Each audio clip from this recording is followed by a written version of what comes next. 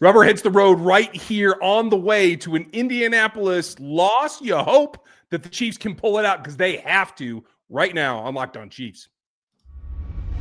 From the land of the free and the home of the Chiefs, this is the Locked On Chiefs podcast. Welcome back, Chiefs Kingdom, to this Red Friday edition. We're brought to you by GameTime. Download the GameTime app, create your account, and use that code LOCKEDONNFL for $20 off of your purchase. This is going to be a fun one. We have a ton to go over. Thanks for making us your first listen here on the Locked On Podcast Network, your team every day, and now the #1 podcast network. And here on Locked On Chiefs Show, your daily show for your Kansas City Chiefs. I'm Ryan Tracy, the founder of Rogue Analytics and Performance Culting, where we run down the draft class every single year so you know what's coming to your team. NFL 33, where I look at the whole league, and RGR Football, where I dig in deep with the rest of my staff. Chris Clark is here, been here for a very long time, 9 years here on this show, 13 with us together. You can find him over at KC Chiefs Corner. We have done this for a very long time, covered this team, been credentialed. I'm part of the Pro Football Writers of America, all kinds of stuff. We tell you the truth, whether you like it or not, and that's unfortunately where we're at this week, because right now the question is, can they bounce back? Do they have enough integral need to go put a win together? That's going to be the question. Then we're going to get to what are the must-win matchups that they have to accomplish in order to get that win. And then we'll finish off with the X factors, things you got to watch for, and our predictions. That's the show today. Let's get after it. Welcome in, you everydayers. We appreciate you very much. Couldn't do it without you, and neither can this team. This team needs to be an everydayer themselves because they're not right now. It's, I'm going to show up and do a little bit of my part, and I'm going to watch whatever else happens, or I'm going to do this, or I'm going to see what Pat comes up with. This is the attitude that I think is pervasive in this roster, and right now it's got to be over. I am not scared to say right now, and maybe I'm a little earlier than most, but this is a must win. You have to show that you have spine, that you have some internal gravitas to pull yourself together and go get a win. Not just play well, but get a win as a team. I'm trying to convince myself that they're going to do it. Where are you at? Oh, I think that's a big question. Is the whole team going to show up? They haven't played. I don't know that they played a good team, an actual good team that was playing well at the time without a ton of injuries that they beat this year. They've played some bad teams. They played some teams that are dealing with injuries. They've won a couple of games, but I don't know that they've played a team that is playing well that doesn't have a ton of injuries and actually won. And what that's going to take is them putting a full game plan together, both offense, defense, all on offense, defense, and special teams. It's not just the first two. Yeah, you are absolutely right. I'll tell you what, it comes down really to preparation. And you can complain about Andy, you can be upset about anybody else around here, Patrick, Chris Jones, whoever's not stirring the drink enough, but it takes everyone. And that's the thing that they have to get back to. You have to plan to have everyone involved, and you have to have a plan to take care of anything that could come up. You have Lou Anarumo, who's going to throw anything at you that he can. You heard Jake Arthur tell us that yesterday. And if you missed it, go back and check out the crossover show. This is a guy that knows how to frustrate Patrick Mahomes. He's going to throw everything at you he can. You got to be able to bounce and move with the punches and flow and be able to be adaptable. And that's the thing I have not seen from this team since before the bye, honestly. I think that's the key, is have multiple ways to attack, not just the offense, but the defense too. You're absolutely going to need to, and I do think that this is a huge game, not just for the Chiefs. And I know the Chiefs have to just focus on this game, but the reality is that I'm not going to say the season is completely over, but it's pretty close to over if you lose this game. You lose another AFC West, or you lose another AFC matchup, you're going to be putting yourself so far behind the 8 ball. I don't know how you get back. So Kansas City needs to be focused. They need to be out, and they need to be playing their best. And this is a good Colts team. It's not like any of the other wins that they've had so far this year. This is a good Colts team, and they're going up against a defense led by Lou Anarumo, as Jake talked about, as you kind of mentioned earlier. He has had success against Patrick Mahomes, and that is a little concerning going into this game because you know he's going to have something that Patrick's probably not going to be ready for. Yeah. For me, it comes down to preparation, and something that I feel has been lacking in both focus and volume lately, and that falls on Andy Reid. There's been a lot of excuses this week. There's been a lot of questions asked this week that don't generally float around week 12 in Kansas City, and they have to be answered. Maybe not directly, because you know that Andy's not going to give you a straightforward answer, but show it on the field. Show that you're going to take some of that and you're going to simplify some things, and you're going to be able to run the ball, that you're going to be committed to running the ball a little bit more. It doesn't have to be a 50-50 split, but it's got to be better. You got to take away some of the physicality that they want to bring at you when they know you're going to pass. These are basic fundamental changes, some of which the team and the leaders talked about this week in their press conferences that we've been telling you for a season or 3 or 4. The question is it really sinking in? And that's the question that I still have, and I won't know until they actually go out and do it. It's not just a question of if it sinks in. I think part of it is that it is sinking in. I just don't know that this team seems to have the mental muster, which is funny to say considering they've been to 5 Super Bowls, 5 of the last 6 Super Bowls. The mental side of this should be easy for this team. I'm not saying that it's ever extremely easy, but this team should be prepared. This team should be ready and should be able to face all the pressure that they're getting to face. You have to wonder if partially what they're dealing with this season is just absolute mental exhaustion and team exhaustion from how long they've been trying to sustain the success that they've had. Yeah, and this is something we saw with the Patriots as well, where there was a lull in the middle of their dynastic run because of that volume that they had to kind of get used to, especially the stars that were there through a lot of that transition. But they have to. It's a must. You have to have that.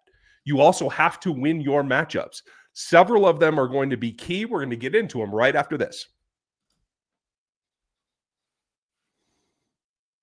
This episode is brought to you by PrizePicks. You and I make decisions every day, but on PrizePicks, being right gets you paid. Don't miss any of the excitement this sports season, whether you're following the NFL, the NBA, or both. There's no better time to jump into the action. If you haven't tried it yet, PrizePicks is the simplest way to play out there. Just pick more or less on at least 2 players and their stats, what you think, get them right, and you win. It takes less than 60 seconds to make your lineup. You can play anywhere PrizePicks operates, including California, Texas, and Georgia.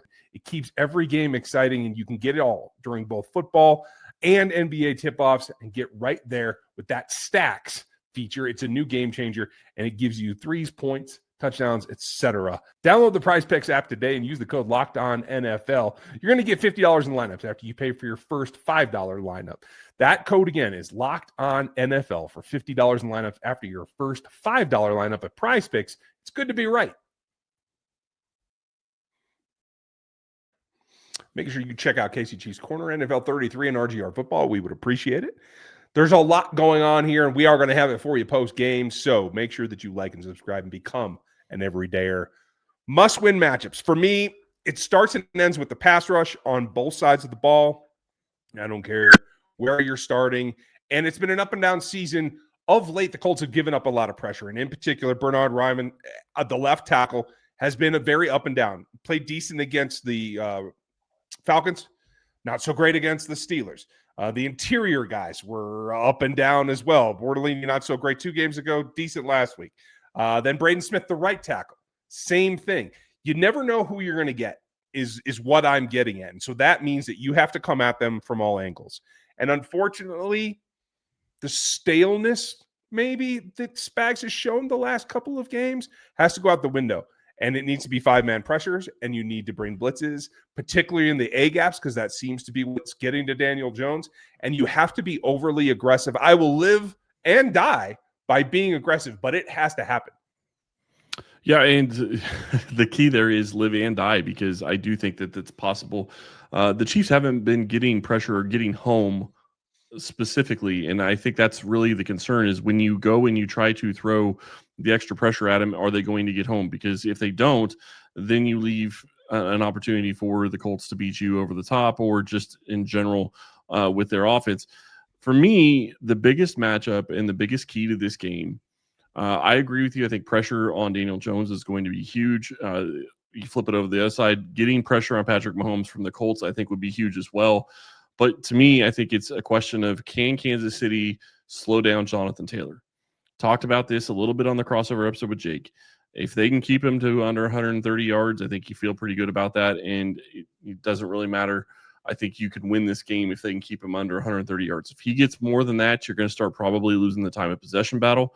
And you're in a situation where it opens up the play action pass, which Kansas City has been subjected to a little bit and really hurt them at times this year. And you're also going up against a quarterback who's going to be comfortable if he can run and pass, with this offense. So in order to put more pressure on Daniel Jones, you have to take away Jonathan Taylor. Take away is a hard slow down. Actually swallow. Right. Yeah, exactly. But here's the only positive of it. He has a penchant and has a couple of very big runs this year. So for me, it's not necessarily the yardage.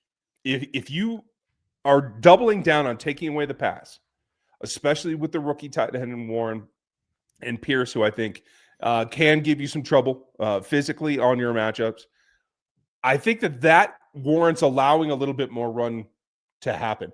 But here's the key. If he busts a big one, that doesn't take any time possession off the clock. So that's okay. That's almost more livable if he does go over 120 yards than it is if it's just a continual grind out and you're resetting the clock 45 seconds every time. So I agree. They have to do that, but they have to guard against that team, Daniel Jones in particular, being able to keep up with the offense. And that means taking away his favorite targets, specifically that young tight end. And that's going to be a tall task considering it's a tight end. This defense has struggled against tight ends too. You look at how this plays out. The Colts offense is not going to be a great matchup for Kansas City. Can they stop them? Yeah. Well, not stop, but can they slow them down? I think they can.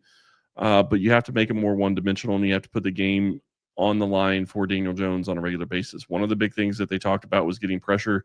One of the things we talked about in the crossover is getting pressure, making Daniel Jones make decisions, and hopefully you can force him into turnovers, which would be great for Kansas City. But if you flip it over to the other side, another thing that you can do to maybe slow this game down a little bit, and I know you're going to love this, run the ball a little bit more. You get Isaiah Pacheco back, take advantage of it. I'm not saying he's a fantastic back. I'm not saying he's a barn burner, but if he can get 15 touches and 75 yards, I think you feel pretty good about that. And that is going to go a long way to settling your offense down and giving Kareem Hunt a little bit of extra time off and get him to where he's going to be a little bit more efficient. I do think that their aggressiveness is maybe going to be a huge thing in this game because Kansas City is probably going to feel like they have to go for it.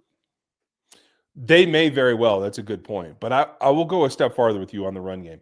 They have to go win the play action and the run game. It has to be tied together. And there's only one way that you can do that most effectively, and that is to do it from under center. Everyone's up on the under center runs. I've been telling you guys this for a decade. Now it's finally actually true, at least across the league it is. But it comes with the ability to then scare teams with the play action more. And right now, the Chiefs are very good when running from under center. They'll be very good and very effective at running play action from under center as well. So I know that he's an epic quarterback. Guess what? He still knows how to do a drop. You don't have to start him in shotgun all the time. So it's got to be much more of a mix of the look that you get from the quarterback as well as what you're doing with the rest of the formations and personnel groups, et cetera. This all falls on Andy Reid. Andy Reid's got to win the matchup against Lou Anarumo. I don't disagree with you. I think the other interesting thing that I didn't have on my bingo card for early this week is Andy Reid kind of throwing Mahomes under the bus to an extent. I'm not going to say he took a shot at Patrick because that's not really what it was, but it was a comment of there's a lot of RPOs in this offense and it seems to be going a lot of play, to a lot of passes. That's on Mahomes.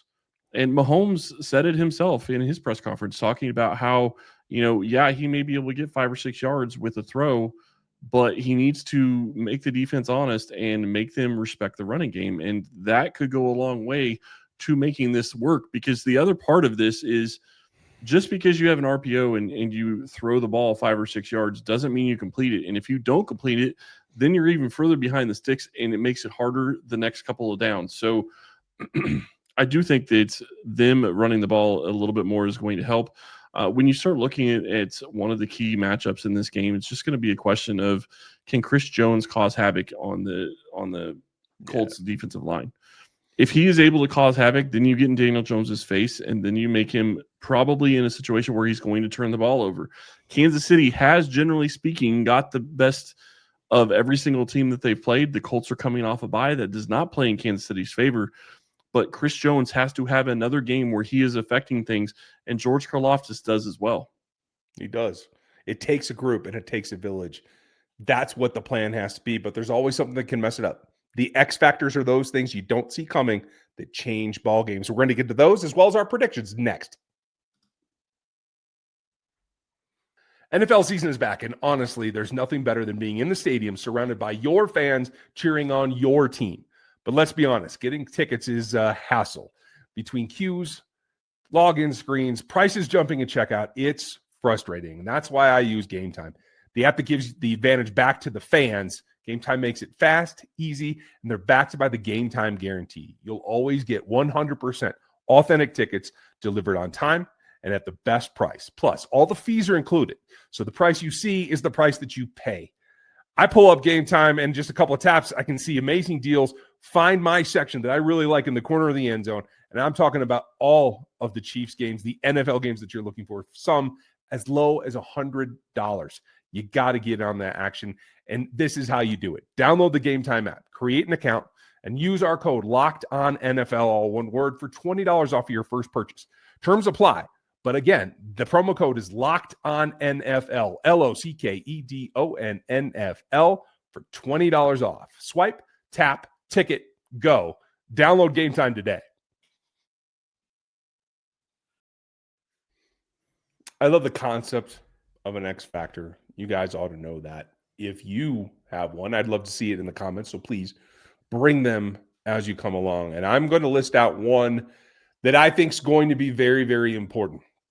And you can take a look at this passing game and what Daniel Jones has to work with. And clearly the revolution here has been the rookie tight end, Tyler Warren. This is time for someone to stand up. I don't think it's going to be Chamari Connor. I don't think it can be CRW against a tight end. I think it has to be Jaden Hicks taking this particular player and making him his. Wherever he goes on the field, Jaden Hicks has to go with him. I think that they've misplayed or slow played Jaden Hicks overall on this season, and it's time to turn him loose and let him run. Warren is a young player too, so you don't have that like experience mismatch. I do think there's some natural ability there, but I want to see Hicks become an X factor. He might even take the ball away. Hicks is a guy that I'm not exactly sure why he hasn't been playing. It's going to be interesting to see if that changes so far, or it changes in this game, because they absolutely need him, and they do need somebody that can shut down a tight end. For me, when I start looking at the X factor, it's going to be a question: does Kingsley Suamataia play in this game? Because if he doesn't, that completely changes how I think that this game could possibly go, because Caliendo has shown, while he can step in and do spot duty at times, I don't think that he can be your starter, and I do think he's going to get taken advantage of if he is going to be the starting left guard.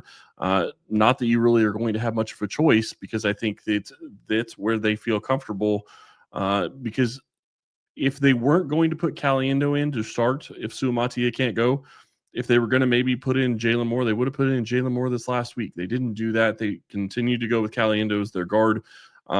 It was okay, but it's not gonna be the same kind of defensive line that they went against the Broncos, but it's still a good front. And Lou Anarumo is going to try to make it as difficult as he can, especially on the rookie left tackle, Josh Simmons. I think Josh is capable of responding to that, and I think he's definitely going to have to. The other X factor for me on the Chiefs' offensive side of the ball is one guy in particular that has made plays, but despite his usage, has not been playing enough, has not been looked at enough. And there's no doubt here, if you need to stretch the field, Tyquan Thornton is the way to go. He's winning at the catch point. He's getting behind defenses, but there's more to his game. He's not a route runner in the terms that you can ask him to run whips underneath or do anything super crazy that involves a lot of change of direction. But he can run a dig. He can certainly run an over and stretch across safeties' faces, which is exactly what he has to do this week to try to put that secondary into conflict. They're going to have Charvarius Ward back, it sounds like. They're going to have Sauce Gardner. I don't know that they're going to let either of those guys line up on Tyquan Thornton. So whoever he gets, he has to make pay. And if Patrick Mahomes is serious about what he said this week, about him being more responsible about missing players and Tyquan being out there, that's what I have to see. Tyquan Thornton could be an X factor this week. To me, it's going to be a question of the corners for the Chiefs. The Colts don't have fantastic weapons, but they've been good enough to be successful this year. And I am just going to be curious. McDuffie's played well. Jalen Watson's played well. Who's going to be that third guy? Are they going to go back to Noel Williams after basically benching him this last week for Christian Fulton? Or are they going to go with Christian Fulton, who struggled against the Broncos? That is going to be an X factor in this game for me. Who are they going to run out there as their corners? Because the reality is if you want to press Daniel Jones into turnovers, you're going to need sticky coverage. And right now, that wasn't Christian Fulton last week. Is it possible that he could play better after, getting his feet wet again last week? Yeah, he could. And I kind of get it to an extent that you need to try to get as many people as they can to be ready for the playoffs if you get there. But that's the key word right there. If you get there, you have to get there. And in order to get there, you have to play your best football. And right now, Christian Fulton, I don't think was playing his best football. And I don't think that that's a great situation for Kansas City to be going back to him in this game. I think that it should be Noel Williams, and you play with the rookie. He's struggled at times, but he has mainly played pretty well. And I understand it's kind of matchup dependent, but they absolutely need to have a good game plan and have everybody on the same page going into this game against the Colts. They absolutely have to. They have to bring a lot of things together. And the number one thing is they have to want to win this game. Now, when you look at the defensive matchups, Kwity Paye's the fastest guy off the line for the Indianapolis Colts. He's slower than George Karlaftis and get off. George has something that he can do. Chris has something he can do. They got to see more from Charles Omenihu. I think they have to rely on that. And they have to not qualify anything. We're going to do this if. No, we're going to go do this. It's what that Yoda-ism. There is no, you have to just go do it. That's what it comes down to. I think that they do. I think it's going to be rough. I do think it's going to be a bit back and forth. I do think Jonathan Taylor gets his. I think Warren's going to sneak something on him as well. Hopefully they're able, with that corner group that you talked about, be able to limit both Pierce. But also they have some other guys that will step up from time to time. Pittman is the other guy that I'd be a little bit concerned about. He does have a physical presence to him, but I think both Jalen and Noel can probably deal with him. I question if it's Christian Fulton, but I do expect that it's probably going to be Noel Williams. He's just got to be a little bit more reserved and not quite as over-aggressive, so he doesn't get beat early in routes like Fulton did last week. In the end, I think the Chiefs are able to put up a few more points than they did last week. I think they're able to limit the Colts to a few less points, and they squeak one out 23-20. So you're going to give them their first win in a single digit win this season. It's got to happen sometime. Yeah, you would think it has to, considering how bad it has been this season for them. For me, I think the Chiefs find a way to get this done. I have a hard time believing that Andy Reid and Patrick Mahomes and Travis Kelce and everybody else on this team are going to let this team basically be out of the playoffs before you even get to Thanksgiving. And a loss in this game almost puts you out of the playoffs. Not quite, but very, very close. You're probably out of the division already, and so we'll see how that turns out. But I do think Kansas City wins this game. I'm going to say that it's going to be 27-21 in Kansas City. Okay. Let us know what you think. Put your predictions in the comments. We would love to see them. Thank you for being with us today. We very much appreciate it. We'll be live post-game like we always are, and we're looking forward to seeing you then. Have a good one, and we'll talk to you after the game.